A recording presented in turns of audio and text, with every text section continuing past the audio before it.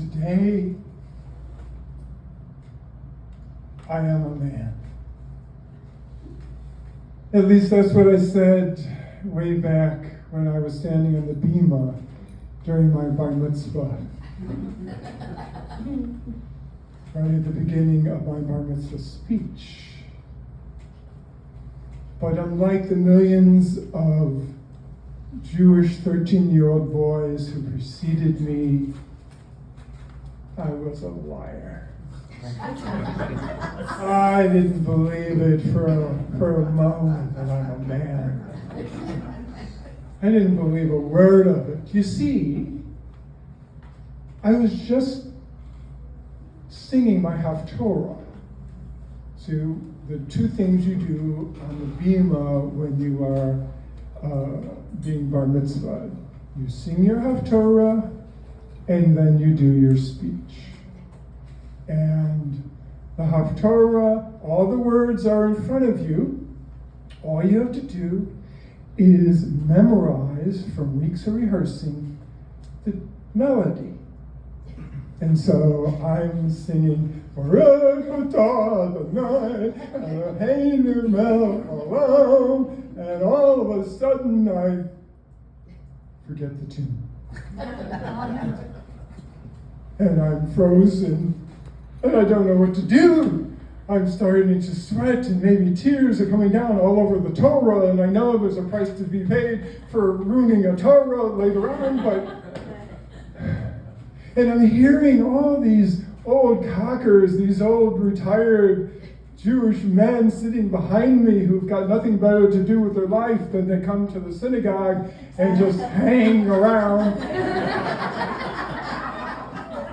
And they're all humming the tune back to me. But they're all from Europe, which means their accents are so fucking thick. I can't understand a note they're humming.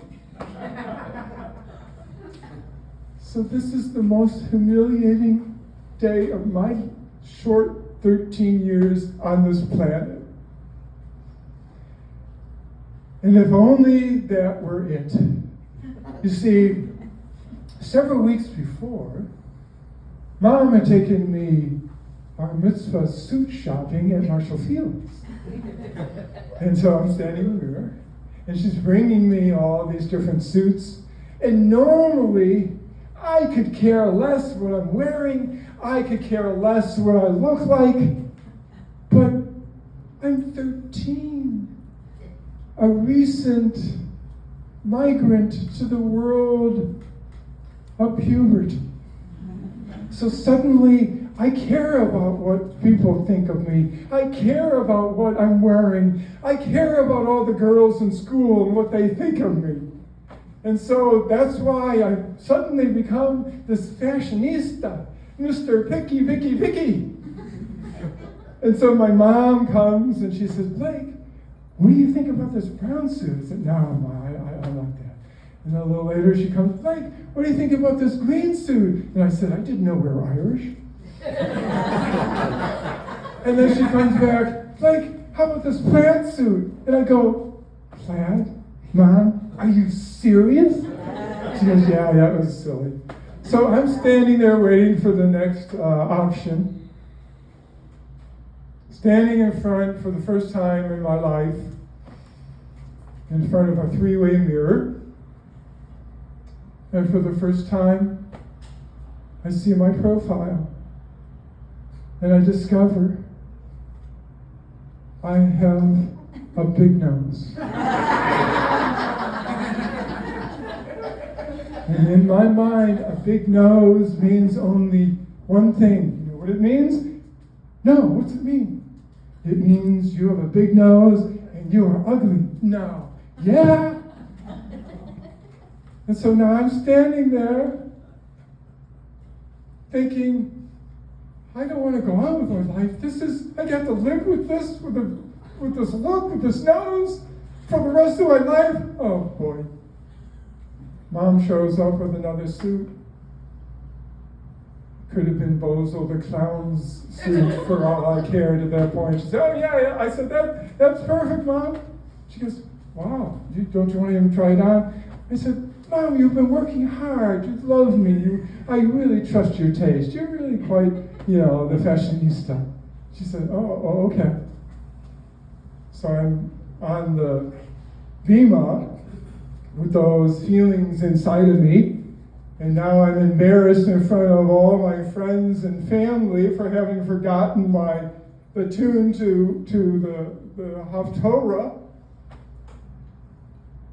And suddenly God stops laughing and says, okay, enough for the practical joke. Blake, here's the melody.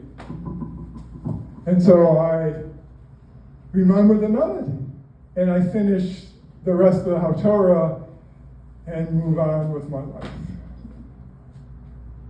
with the possibility that what I just went through at Fields, as well as in the synagogue, might have some kind of impact on me.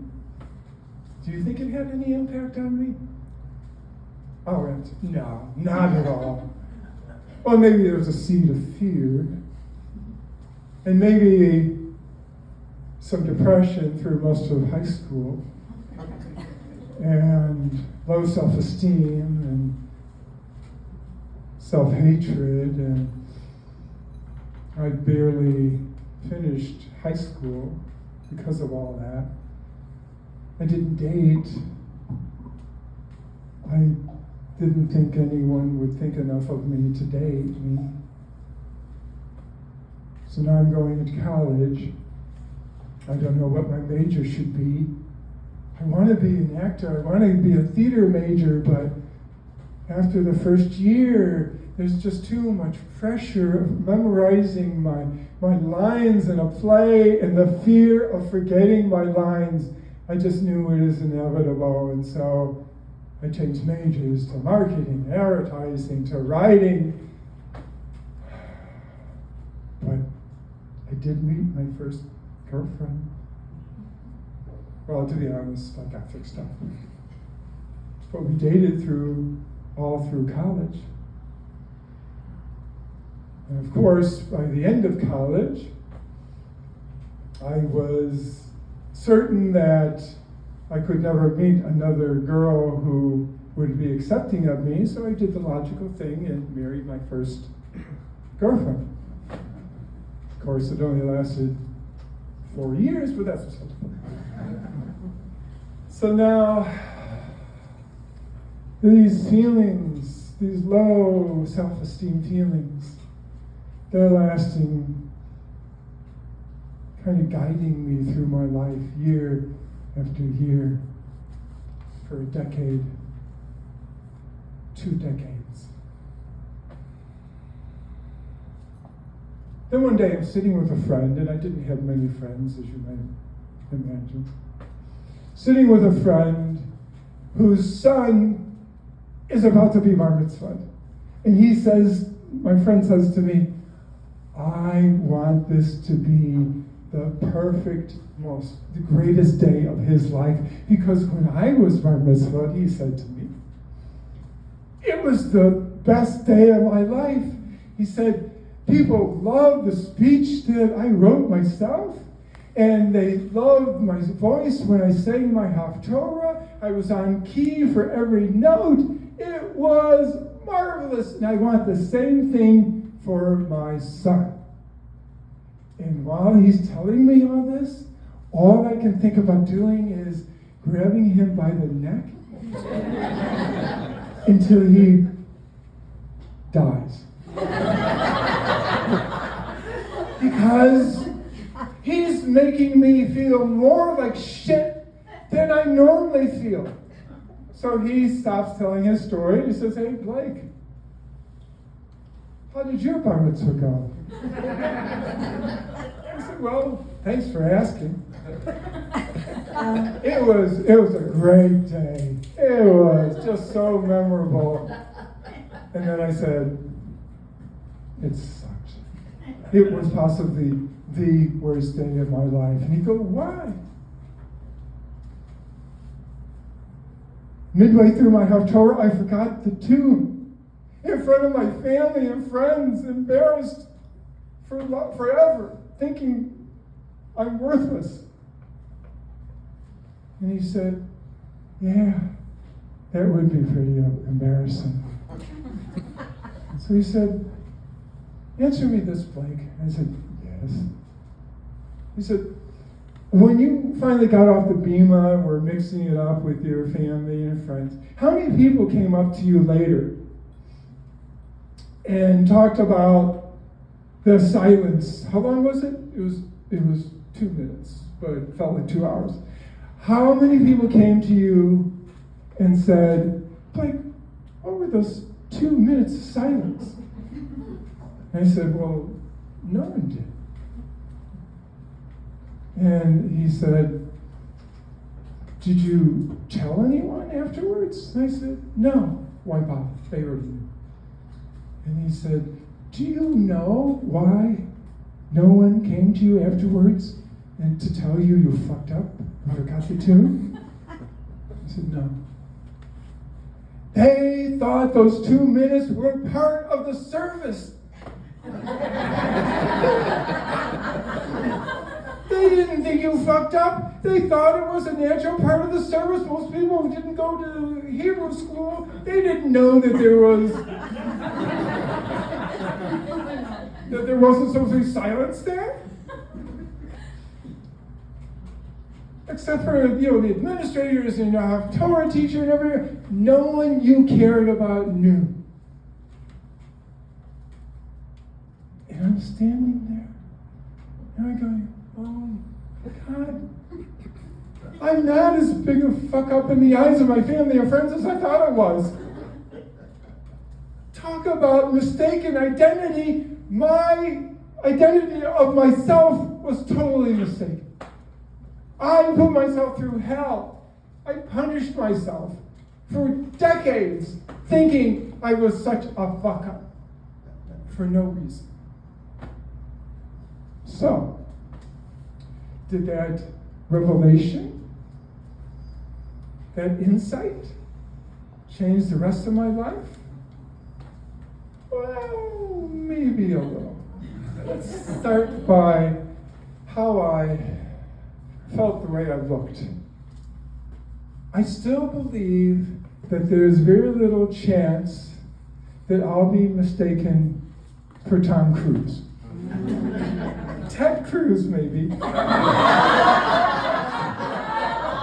not Tom.